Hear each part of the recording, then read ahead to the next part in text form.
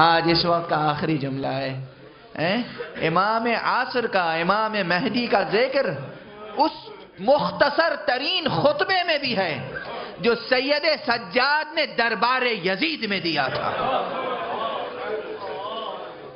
اس مختصر ترین خطبے میں بھی امام مہدی کا ذکر موجود ہے، جس خطبے میں کہا ہے میں فرزند مکہ و منا ہوں، میں فرزند مصطفیٰ ہوں، میں فرزند علی مرتضیٰ ہوں۔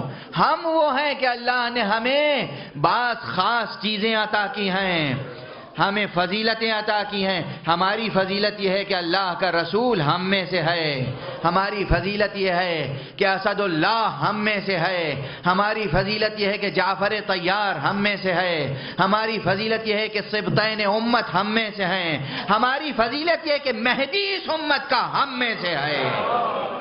دربار یزید میں یہ خطبہ دیا ہے، وہی یادگار خطبہ جو اذان پر ختم ہوا ہے، اور اس خطبے میں یہ جملے بھی تھے، بس 3-4 جملے ہی تو کہے تھے سید سجاد نے، پورا دربار منقلب ہو گیا تھا۔ یہ جو ہماری طرز ہے ذاکری کی، یہ جو مجلس ہے جس میں پہلے حمد الہی ہوتی ہے، پھر کوئی آیت قرآنی پڑھی جاتی ہے، پھر کچھ فضائل کا بیان ہوتا ہے، پھر مصائب کا بیان ہوتا ہے، یہ پورا طرز، یہ پورا سلیقہ میرے سید سجاد نے عطا کیا ہے۔ فضائل بھی ہے، مصائب بھی، مگر ہمیں تو بہت دیر تک مصائب پڑھنے پڑتے ہیں۔ سید سجاد نے بس 3-4 جملے کہے تھے اور انقلاب برپا ہو گیا۔ جب یہ کہہ چکے کہ ہم ہی میں سے مہدی ہوں گے، پھر کہا میں اس کا بیٹا ہوں جسے 3 دن کا بھوکا پیاسا خاک گھر میں کربلا پر ذبح کر دیا گیا۔